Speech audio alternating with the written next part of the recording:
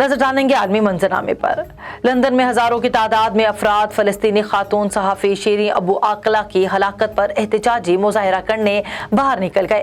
गैर मुल्की खबर रसाई एजेंसी के मुताबिक गुज़श्ता रोज लंदन के मगरबी किनारे पर 15,000 की तादाद में अफराद ने बाहर निकलकर फलस्तीन की खातून सहाफी शीरीन अबू आकला की हलाकत पर अपना एहतजाज रिकॉर्ड कराया।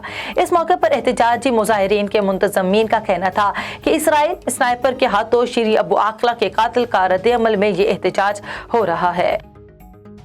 कश्मीर मीडिया सर्विस की रिपोर्ट के मुताबिक भारतीय रियासत तमिलनाडु के जिला तिरुपथर में मुनक्किद होने वाले बिरयानी फेस्टिवल में कलेक्टर ने बीफ बिरयानी पेश करने पर पाबंदी लगा दी है, जिसके बाद फेस्टिवल ही मनसूख कर दिया गया है।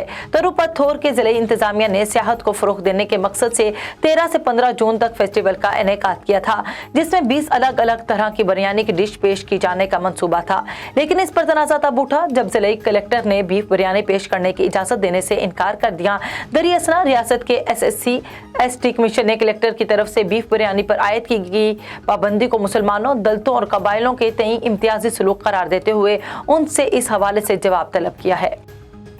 कैलिफोर्निया के लगवाना वुड्स के चर्च में होने वाली फायरिंग के नतीजे में एक शख्स हलाक जबकि 4 शदीद जख्मी हो गए। अमेरिका में एक हफ्ते में ये दूसरा फायरिंग का वाकया है। लगवाना वुड्स का 16,000 पर मुश्तमिल एक कस्बा है जहां 55 साल और इससे जायद उम्र के लोगों की रिटायरमेंट कम्युनिटी रिहाइश पसीर है, जिसे कभी लेजर वर्ड कहा जाता था। हुकाम ने बताया कि इतवार के रोज 30 से 40 लोग सुबह से चर्च में मौजूद थे, जिसके बाद वो दोपहर के खाने के लिए जमा हुए। तभी दोपहर 1:30 पर कुछ देर पहले फायरिंग शुरू हुई।